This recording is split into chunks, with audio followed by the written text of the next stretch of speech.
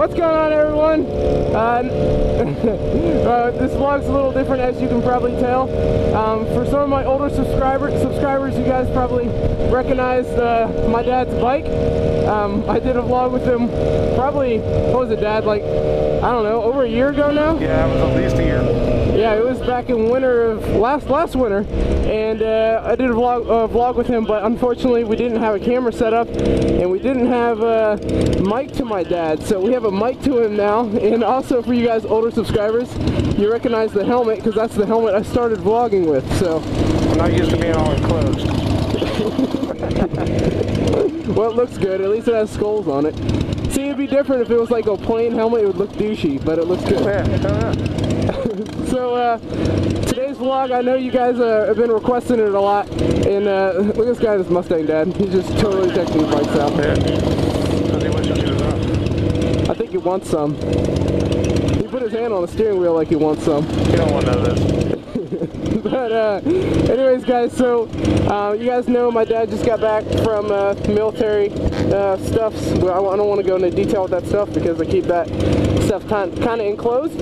However, I got a lot of requests for us to do another vlog together, and this time make it even more enhanced with his footage and his audio. So I thought this would be pretty cool to go do, and I know a lot of you guys are looking forward to it. So as we were going around trying to figure out what we were going to talk about, we came across the topic literally not too long ago about how we should do my view at Harleys from a sport biker view and his view at sport bikes from a Harley view. So we're gonna start out with that, and we're gonna let you start, Plaza. Okay, cool.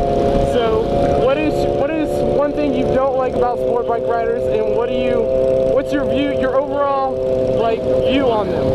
Well, first of all, my overall view is we're all motorcycle riders. You know, it doesn't matter if you're on a Harley or if you're on a Yummy bike, or it doesn't matter what kind of bike you're on. We're all out here on two wheels.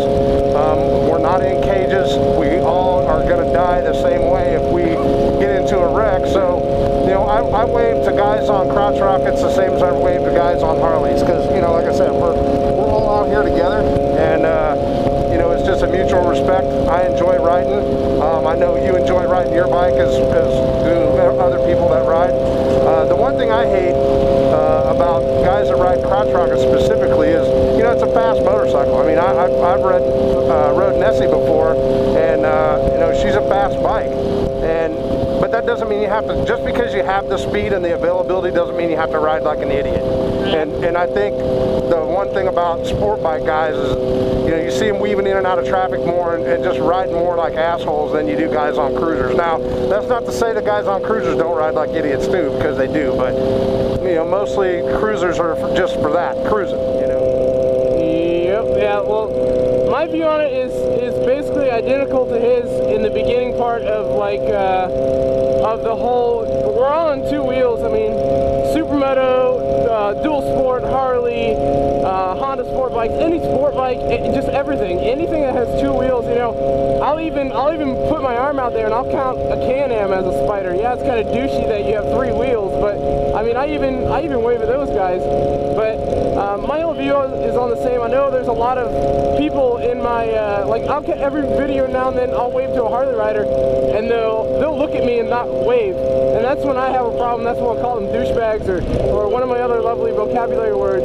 So that's what. Here, see if these guys will wave to you. But they probably waved to you because they saw you first. They're probably, oh, look at this douchebag in the back.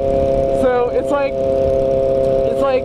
whenever they don't wave me, yeah, I'll make fun of them for being a Harley rider because they didn't wave to me. But in the end, my dad rides a Harley, and I have respect for Harley riders.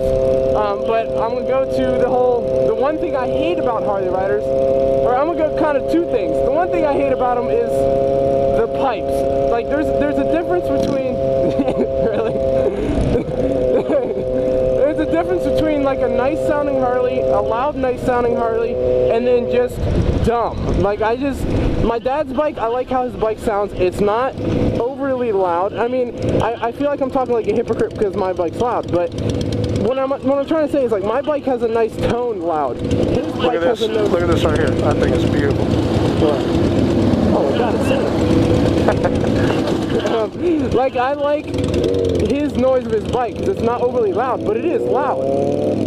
But you got some of these guys that have like nothing, and they come storming down, and when my glass is shaking on a table because your exhaust, we have an issue. Like, that's when I am like, you gotta be joking. And then the other thing I don't like about Harley type riders is we get so, like he said, motorcycle, sport bikes are fast, so we get stereotyped in that we're fast and we always go fast. But some of the Harley, like most of the Harley riders I see are just flooring it in like first gear and go faster than most sport bike riders I see. So it's like, I hate that we have the stereotype, but I mean, I think no matter what you ride, everyone uses the throttle at some point to you know, pin it and everything like that. And that's my whole view on it is so far. But Dad, why don't you tell them a little about your bike? Because I don't remember what year it is. I know it's a Softail.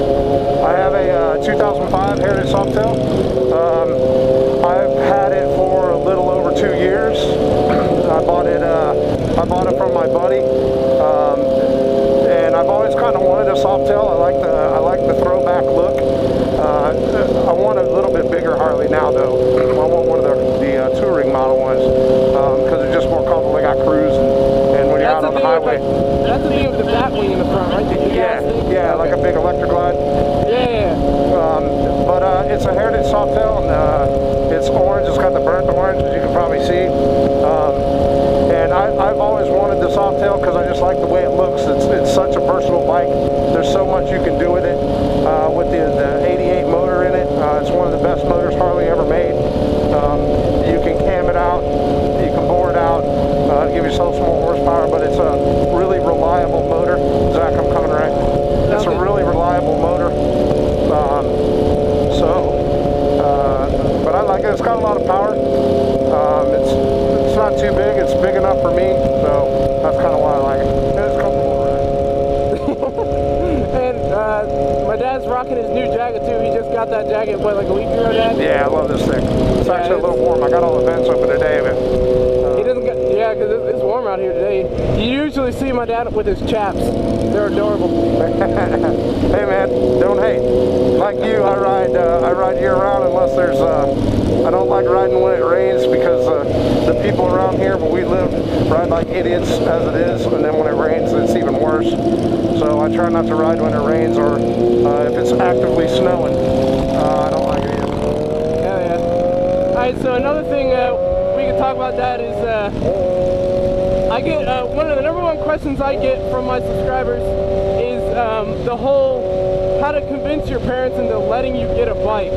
So I think this is like the perfect opportunity to kind of get a parent's perspective. So to let all of you guys know, I was never really into bikes until I was probably about 17. I didn't really start getting into like that type of stuff. You know, because I played hockey for so long, there was no time to like get a dirt bike or do any of that other like ATV, like off-road stuff that some of the kids can do now. So I never really had time to do that stuff because I was always playing travel hockey. So when I brought it up to my parents, you know, my dad's always rode motorcycles, so when I brought it up to my parents, I think it was nonetheless probably like more of a shocker than anything because I just never really showed interest in it. But originally when I brought it up to my parents, it was a stern no at first. And I kind of talked in my other videos on how I kind of jarred it in with them and kind of got it to work out. So Dad, what is one advice you give other people to convince their parents into letting you ride, as far as like parents that haven't rode and parents that have rode? Like what would you tell them to do to kind of ease in on the parents? Well, the first thing is, you know, the main reason parents are going to say no, and that, you know, the same reason that we said no first, is because you're worried about your safety, you know, especially when you have no experience riding, you know, you don't have any experience riding a bike. You know, the motorcycles are dangerous, especially for young people, you know, because let's face it, when you're 18 to about 25 years old, you're 10 feet tall and bulletproof, man. Nothing hurts you. You know, you're not afraid of anything, and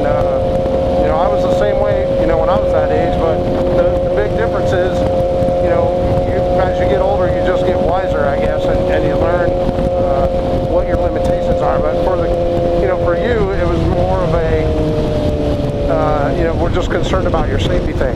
You know, but then when we ultimately said it was okay, you know, the main reason was you always had really good grades in school, you didn't get into any trouble, so you didn't have some of the other warning signs maybe that some other kids may have, you know, why their parents would not let them have it. So you've always been a very responsible guy, even as, you know, a younger kid, you were always very responsible, so it made it kind of easy for us to say yes after you kind of talked to us a little bit about it and then told us how, you know, how you were going to pay for it in the whole 9 yards. So basically, you're saying that it would help someone a lot better if they had a good rap sheet with their parents already in the start. Like if like good grades is a great example showing responsibility. So basically, you're saying that if you know if you show respect and responsibility in just every like, you know, everyday situations, that it would increase like your how you felt about them getting a bike. Absolutely. Yeah, because I think if you have that trust with your parents and you've established that, you know, that kind of relationship where, you know, you can be trusted to do the right thing, then, you know, plus not to mention the fact that the first time you get on it, it's going to scare the hell out of you anyway, and you're not going to get into it probably you know, for at least a little while when you're learning how to ride it. So yeah, and that was one of the things that when I was learning to ride, you know, I relied on YouTube very heavily, and it worked out for me very well. But the thing about YouTube is most of the guys that you see riding with the cameras and stuff, you know, they usually have like about a year under their belt, so it's kind of natural to them at that time. You know, not as natural as like a seasoned vet, but it's already natural to them. So when I was learning my Ninja 250, when I went to go buy my first 250, the size of the thing blew me out of the water. I was like, holy crap, that thing is huge. Like, so I think that's something else that you guys should do, is a little more research and just show overall respect and stuff to your parents. And I think it'll work out, because, you know, that's kind of the advice I gave you guys way back in my convincing your parents video. But to get it from a parent's perspective is I think is awesome, simply because, I mean, he is a parent of 4 kids and one of them rides. So yeah, guys, so I hope you guys enjoyed this vlog. I had a shit ton of fun recording this vlog. I really wanted to do this with my dad. I know you guys wanted to see it. And all you guys that wished my dad thank you for his service and stuff, the message is passed to him. Yeah, he's in the Navy, if you guys aren't aware. I've posted a couple things on Facebook and Instagram, but he's got the message and everything like that. You guys are awesome. Dad, is there any final things you want to say? I'm sorry? Is there any final things you want to say? No, I'd just like to say thanks for coming out and letting me do the vlog with you. If you've never had the experience of being able to talk to someone via a Bluetooth headset, you know, on them while you're riding a motorcycle, it's actually really cool. This is the first time I've done anything like it, so it's actually really cool to be able to ride with you and be able to get to talk to you and stuff. So, but hey, thanks for the well wishes while I was gone, and you guys stay safe. That's the biggest thing, man. Just be safe out there. And rule number 1: don't be a douchebag. That is true. Don't be a douche. And I know a lot of you guys are gonna want me to do a vlog on his bike, and I'll see what I can do on that. But right now, it's a little mix between, I don't know if I want to ride something that humongous, and he doesn't know if he wants me to ride something that humongous. So we'll work that in, and I'll let you guys know from here. But this is gonna be the end of the vlog, guys. I appreciate it. Like, subscribe, comment how you felt about the dual vlog with my dad. But other than that, guys, you guys take it easy, and I will talk to you guys on another day. Peace out, everyone. Take care, guys.